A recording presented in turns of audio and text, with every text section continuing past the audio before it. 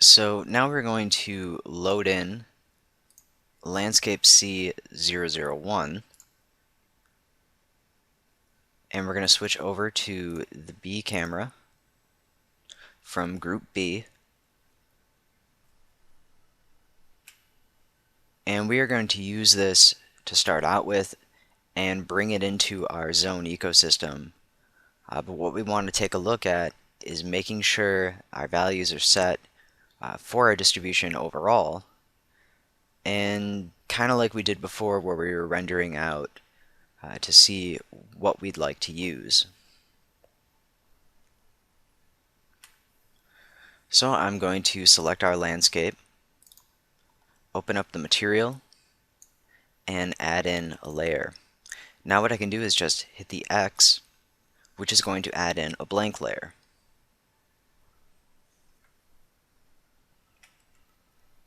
And what I want to do is give this a name,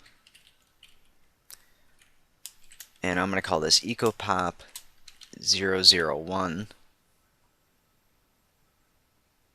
And from the renders that I created before, I really liked the grass yellow shadow and its environment settings. So basically what I want to do is assign the exact same environment details to the EcoPop. What I also want to use is the terrain fractal that we have set up from the procedural terrain.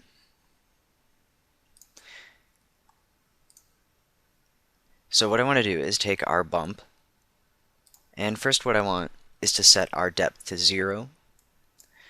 I'm going to add 2 underlying layer bumps at 100% add, and since it's set to 0, it's not going to do anything. And what I can do is load in a function. Now, before we had exported the landscape function, but that one had the custom dependencies connected to it. So this one has no custom outputs, but it's the exact same as the main terrain. If we edit the function, now we can see that terrain showing up. Right here we have our terrain noise, and what I want to do is just delete the other ones. We can delete our offset. And the best way to really see how this is going to work is to assign to our color, just as we did before, but now we need to pay a little more attention to the final output. So I'm going to edit our color map, create a new key color that is going to be black on the left, and add a position of -1. And for +1, I'm going to set this to white. This is going to be exactly the same as our ecosystem distribution. It's going to expect a number between -1 and 1. And the less oversampling we have, the more control we're going to have over the overall output. So what I can do is take our connection, remove it from the constant, select the altitude of our terrain noise, and now we're going to be using the function node preview. And if we select the link between the filter and the terrain noise, and now we can set the scale and zoom out, what we can see the majority of our terrain is outside of 1 and -1.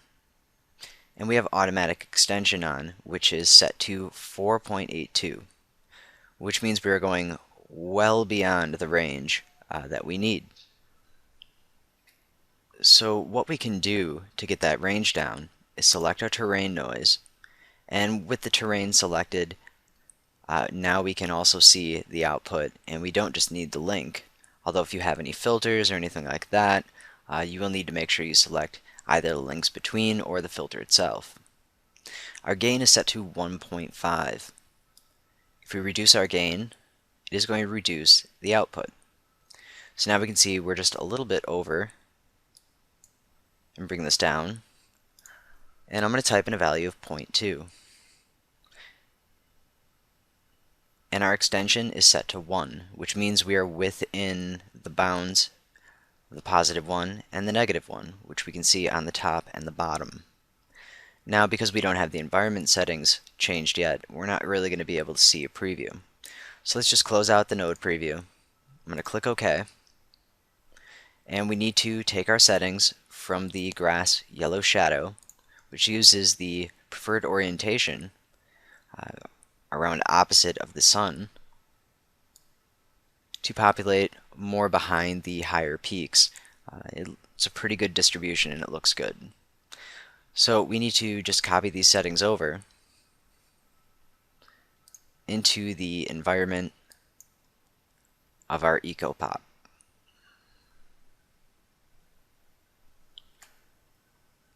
So now I have that copied over, and we can see they are identical.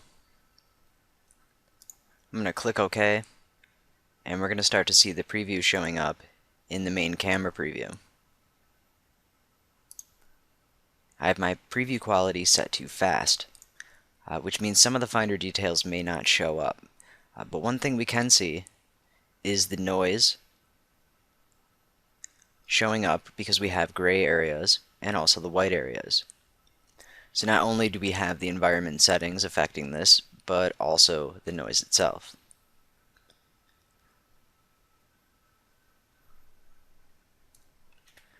If we take a look at just a preview render, we can see the white areas are where their ecosystem is going to show up for this layer.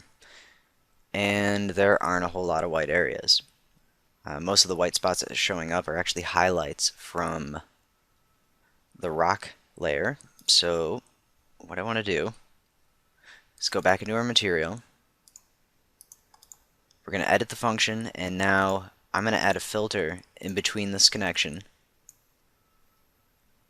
And I'm going to set this to the smooth threshold. If we open up the node preview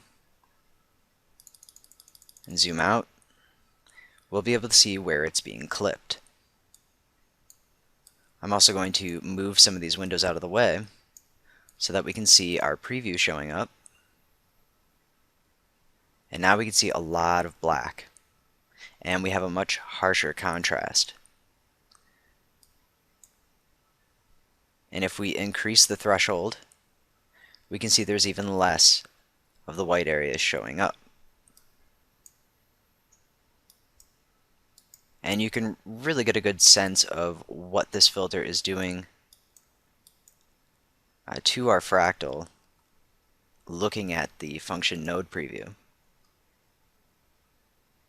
So now we're a lot lower in the range, and we have a lower threshold, and we can see all the white areas showing up. I'm going to reduce the transition amount. And now we need to make sure that we can still see some black areas, because if everything's white, that means that our fractal is not being used at all.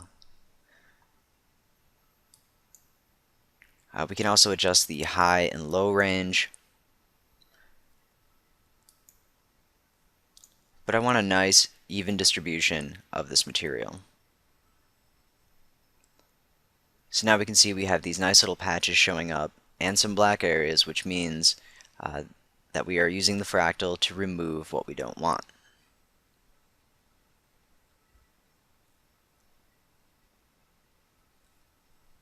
So this is going to be our first distribution layer. Now, in order to prepare this for a density setting, I am going to disconnect our color node, connect our bump. I'm going to click OK. And we're going to go to the bump tab. We can right mouse click, and we can save the function. And now I want to create a new folder for this.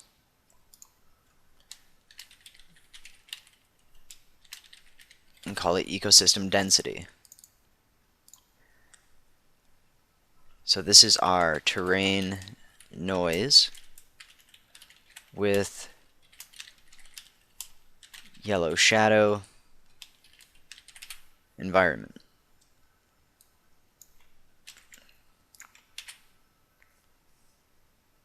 And we can go ahead and save that out.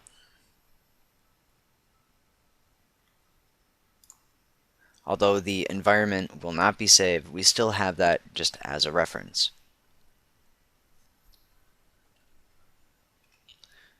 So now I'm going to go through the rest of the distributions I liked, do the same sort of setup where I create new layers, and then save those out.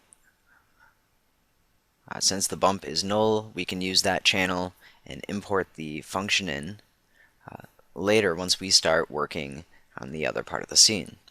So I'm just going to go ahead and finish this up, and then we can jump over back to our zones